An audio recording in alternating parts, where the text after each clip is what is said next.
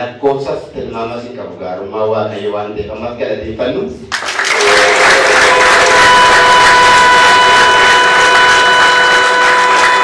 Sagalee Waaqayyo keessaa kutaa afur Waaqayyo keessa kaa'u tokko dubbisee isuma irratti dubbadheen Waaqayyoon kadhanna akkas jedha. Sagaleen Waaqayyo lammaffaa Mootota boqonnaa 7:16 dubbisakkeedha. Yommus namoonni Samaariyaa ba'anii buufata loltoota Sooriyaa hin saaman. Waaqayyo akkuma dubbate daakuun ba'ee shaqii kiiloo 7 walakkaa meetii tokkotti, garbuun adii kiiloo 15 meetii tokkotti hin gurguraman. Mootichi kana booddee ajajaa duulaa isaaf ergamu karra mandarichaa irratti akka abboomuuf aboo hin kenneef. Namoonni garuu karicha keessatti isarra iyyaan. Ajajaan sun hin du'e. Kunis akkuma Elsaa'i namni Waaqayyoo yeroo mootichi gara isaatti gadi bu'ee dubbatee turetti raawwatamee. Ameen. Wanti Waaqayyo dubbate ta'a. Jedheetan lallaba kan Waaqayyo dubbate hin ta'a. Waa'ee isa kamii haa ta'u waan Waaqayyo dubbate hin ta'a. Meesinuu inni Waaqayyo dubbate hin ta'a. Gallachuutti hiikama. Nan ajjeesa naanis hin taa'e ma ajjeesa. Nan fayyisa naanis hin taa'e ma fayyisa. Wanti Waaqayyo dubbate garuu dubbate hin ta'a. Siif maaltu dubbatame? Du'a moo jireenya? Warri kan keessan jireenya ta'ee sodaatinaati waan Waaqayyo dubbate hin ta'a. Akka jedha Daawit macaafa faarfannaa 85 jiru waan Waaqayyo dubbatu dhaggeeffachuun barbaadaa. Sabni isaa warri isaaf of kennan gara gowwaatti hin deebiin malee gooftichi nagaa dubbata. Warra kan isaanii bara kam, yeroo kam, jaarraa kam, waqtii kam Waaqayyo ergaa nagaa qaba. Kutaa kana keessatti seenaa Elsaa'i warra Samaariyaa warra Sooriyaa taatee isaan gidduutti jiru kana gabaabsee dubbadha. Yoo deebinee kutaa kana 7 yommuu dubbisu inni nama dubbisa raawwiidha. Jalqabataa lamatti dubbatame isa dubbisa. Yommuu Elsaa'i dubbii Waaqayyo dhagaa. Waaqayyo qotiyoowwan akka Samaariyaa duratti daakuun ba'ee akka kiiloo 7 walakkaa meetii tokkotti. Meetii tokkotti garbuun akka kiiloo 15 meetii tokkotti hin gurguramu jedhe. Ajajaan duulaa inni mootichaaf ergamu Elsaa'i nama Waaqayyoo sanaaf deebisee amaluma Waaqayyo itti sagantii Waaqaa baniyyuu wanti kun hin taa'e jedhe. Elsaa'i immoo ija keetiin argita garuu sabirraa isa keessaa waan tokkollee hin nyaattu jedhe. Yeroo sagaleen kun itti dubbatame yeroo Israa'elootaaf yookaan saba kanaaf abdii isaanii dukkanaa'ee halliif karaa kallattiin harkaa balee filannoo dhabanii bu'aa jedhamu duwwaa jireenya isaanii irratti yeroo ameera ture. Yeroo isaan yoo jettan achi deebitanii Mootota lammaffaa boqonnaa 6 kana yoo dubbiftanii lakkoofsa 24 kaaftanii warri Sooriyaatu mandaraa Samaariyaa marsanii qabatu. Gaafa isaan mandara kana marsanii qabanii jarri kun hin beela'an. Ba'uun danda'anii mandarichatti galuu hin danda'amu. Mandaricha keessaa immoo ba'uun hin danda'amu. Warri Sooriyaatuun garuu Israa'el kana irratti jaaba'uudhaaf gaafa isaan beela'an irra qalanii mandaraa gadhiisan mandaratti waan barbaadaniif jara mofiif waan barbaadaniif beelaan gaafa rakkata lubbuu isaaniitti jedhanii baawwadanii nutti marsanii taa'u. Yeroo kana itti afurii kaafanii dhaabbatan yeroo isaan mangaagaa nyaatantu jira. Yeroo isaan gaafa gugee bitanii nyaatantu jira. Yeroo isaan dabalee dhala isaanii qalanii nyaatantu jira.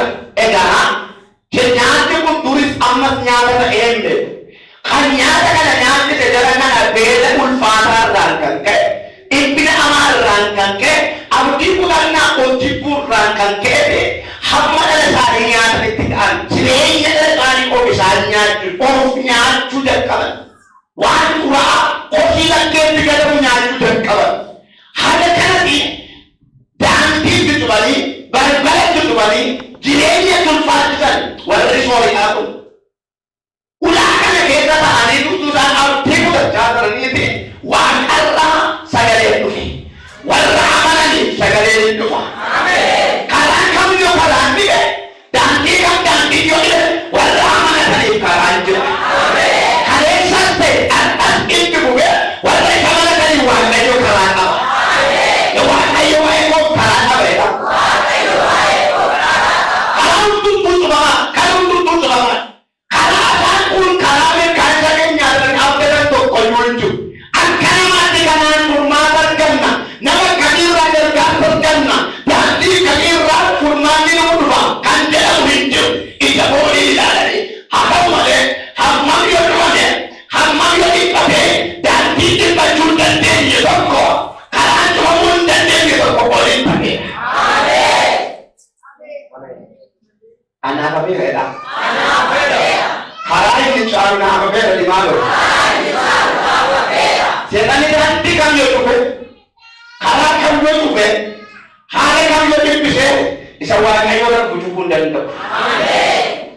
Maaliif jennaan galaanarra si deema riqicha hin barbaadu qilleensa keessa si deema futuuttifamee hin dhufu abidda keessa si deema hin gubatu inni waaqa ati waaqa goote dhaalima hin jettammoo Hallelujah. Sana booddee sagalee dhufe iduu isaan ta'anii gaddanii sagalee dhufe maal jennaan dubbii waaqayyoo dhagaa dubbii eenyu dubbii namaa kun jaajesseera abdii qabnu banneerra nyaatamneerra warra soorii haalu dhaalu mandarattii kuni boocamti ilsaamamti nummoo boojuutti galla macheesseera dubbiin namaa warri dubbiin namaatti macheesse dubbii waaqayyoo dhagaa irraa milkoofti. Haala ulfaatina jireenya ulfaataa jireenya hadhaa bu'aa bahii kaalkuleetii jireenyaa galgalaadha ganama galuudhaan kan sammuusi dhukkubsate gabaa addunyaa keessaa bahi fannoo keessoo toltol bahi ati milkoofta. Galaa irraa waan jira. Anaaf irraa waan jira. Dabalaatti dhaamee. Dubbii waaqayyoo dhagaa bor karra samaarii alatti wanti hammam maalti wanti gaarii hin taane. Anoo fi nyaachuu waan gaarii miti. Hosi hundee nyaachuu waan gaarii miti. Labeerree nyaachuu waan gaarii miti. Waaqayyo isa gaarii hin taane gadi baase. Isa gaarii wal galchabaa nama dhaqee. Isa gaarii hin taane dhaqee keessaa gatee. Isa gaarii si baachisa waaqayyo. Isa gaarii hin taane irra dhaqee keessaa gatee. Isa gaarii si dubbachiisa waaqayyo. Isa gaarii sana naannoo keerraa ari'atee isa gaarii si kabajaa waaqayyo har'a wanti gaarii hin taane waan maali? Waan gaariidha. Har'as ta'e boodiitti dhufee waan gaarii kan of harkaa namaaf qabu ilma waaqayyo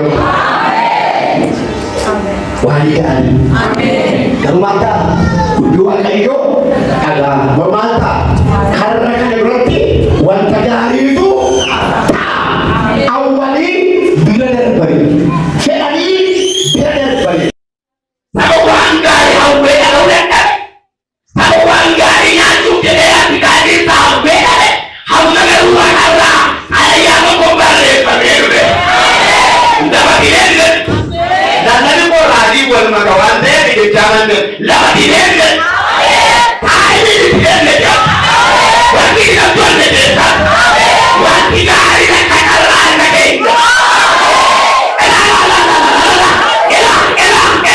Porque no puedo calicarme. Estoy calicarme. Y está ese que tú me acabas. Cuando yo voy a caer a la guerra.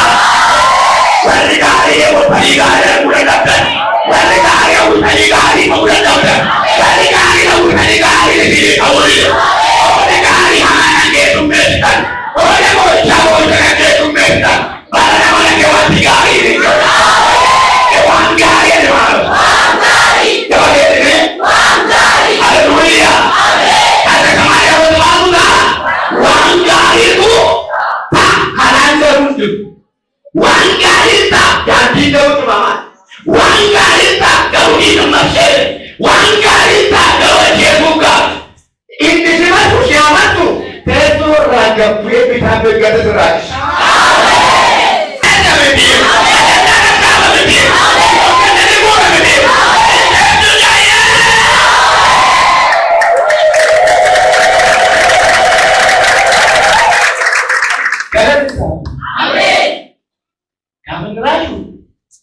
Anggap depan kira kira macam ni. Kuni itu kayu itu ulawat apa dia tahu dan.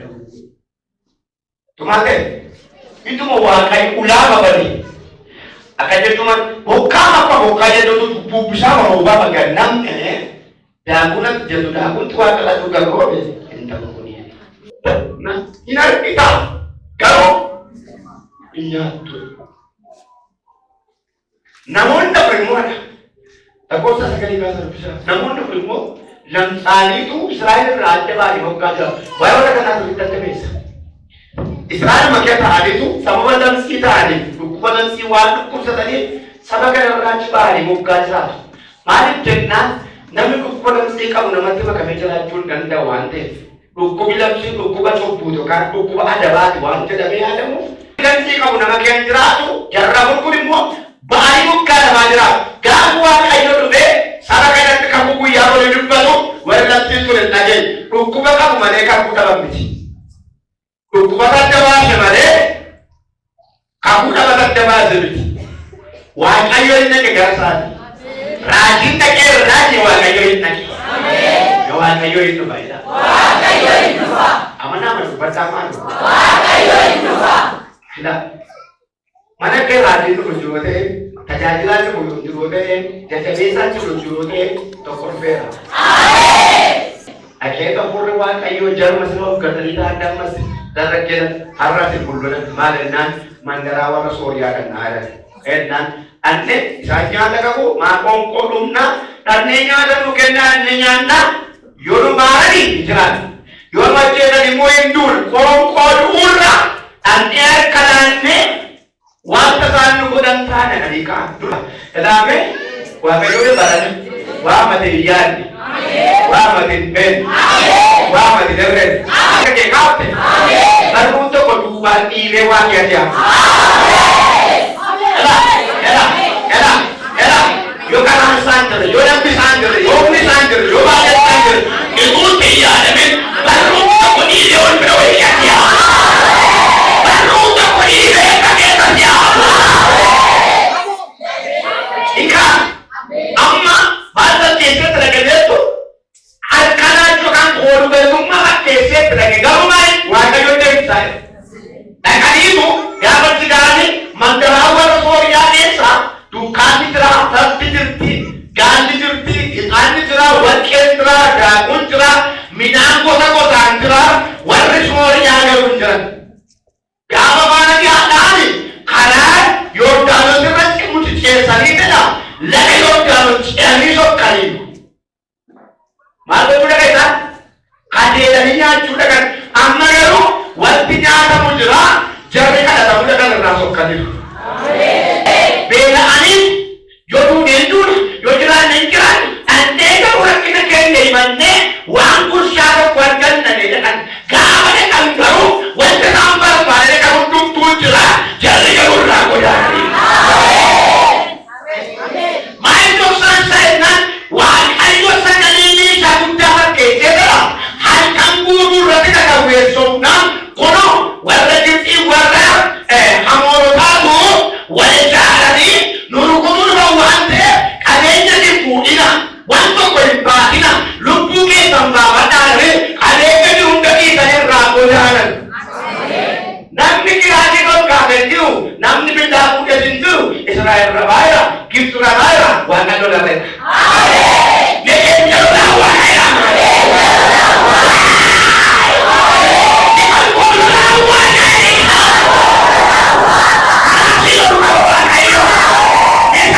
Hello.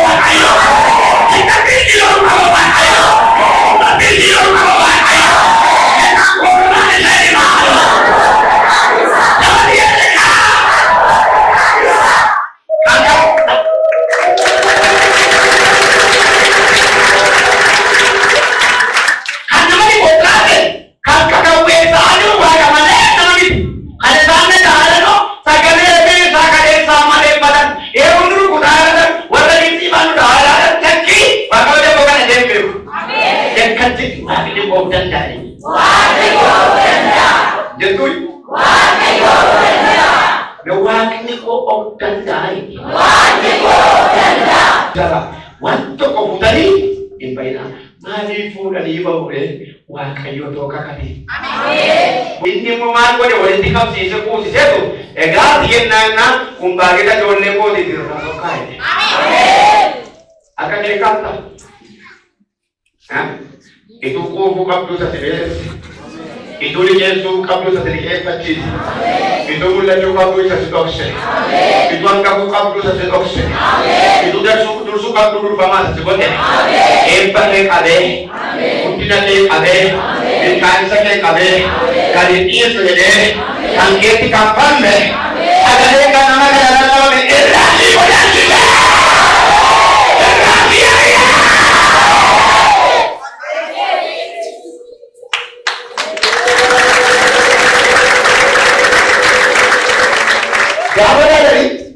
Gaafa dhaadhanii wanti barbaachisaa hundumtuu jira.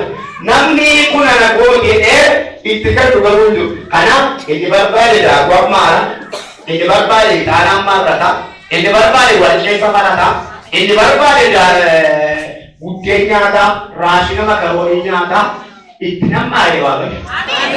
Haleluuyaa. Anaan baay'ee kan na dhibe jarri kun nama keessa silaalchan qaban. Achitti sichoon qaban, asitti sichoon qaban. Warra Chiibi, warra Sooriyaati, warra Samaariyaa irratti immoo cubbamoon amaaramoon garuu Waaqayyo hangama godhe. Jarri kun nyaatanii dhaquufanii waa mari'atan al jechuun keenya har'aa gaarii turreedhan. Maal jennaan namni milkaa'ee gaadhuuf dandeessaa jiru biqile. Keenya gaarii ta'an. Kanaaf jennaan dhandhiisu mandaraa kanan warri kan keenyaa ammayyuu beekaa jiru dhandhiin siraachoo kanatti himnaa. Kamu dagang malee keluarga miti. Mekon tua sih jedu. Kamu dah dosa. Raja kota. Rawi sasya apa tuh? Jadi milkai sama nak baca apa siapa? Kamu main banget kata tuan jadi bisa dia kata jadi rawa sama sasya apa? Isanu kota nana dan dengan nyata di kuva di ego bibo kota di budi. Mereka Warri mokkanii qofaatu laata. Mandaraa warra Samaariyaa dandeetu, warra Sooriyaa dandeetu ennaa wanti hundumtuu jira, jarri garuu jira. Kanaaf maalumti kottaa naannaa illee si waamuu dhugdannaa mootii qalqee. Jarattiin mandaraa kana keessa rakkannee akka rakkanne beekti yeroo nuyi gabbaan mandara keenya qabachuun nu addaan daltee. Kottaa akka goonaan eega shakkitanii namni muraasni dhaqee gaadii arbanii nama muraasa ergan. Gaafa nama muraasa erganis wanti hundumtuun jira. Jarri garuu hin jiran. Waaqayyo sirraa geggeesse qaba. Isa mee sirratti bitame si beekuuf, si cabsuuf, guddina keerra taa'ee yeroo namni hojjetu akka milkoomu. Yeroo namni baratu akka milkoomu, yeroo daldalee milkaa'u akka milkoomu. Baran barreeffatan pocha, baran pocha, boris pocha, agendaan kee kan jijjiirame isa godhame harki Waaqayyo ganama kana sirraa geggeessu. Waan Waaqayyo sirratti jaallanne, sirratti kabajne, sirratti barbaade barreen shan jedhama. Ati midhattee ati barbaadde miti ma geggeessa Waaqayyo. Midhaan raafuu kala dimaani. Gamani jedhime. Kana booda kada kali hubatani hundumtuu mandaratu nagayyaa jedhe. Maal gochuu? Nyaata gurrachuu. Haleluuyaa. Ameen jedha. Ituu wal dhiibanii hangama dhibba barrii eebbaa irrattachiisanii warra kaan garuu nyaatanii quufanii jireenyitti toleetti fufan. Mamtuun ta'inati. Amani jireenya ulfaattu. Ituu liqeessuu qabdu isa liqeeffachiise. Ituu mul'achuu qabdu isa si dhokse. Ituu hangafuu qabdu isa si dhokse. Ituu dursuu qabdu durfamaa isa si godhe. Eebba kee qabee, guddina kee qabee, milkaa'insa kee qabee, kan hin dhiyeessu jedhee, kan keetti kan falme, sagalee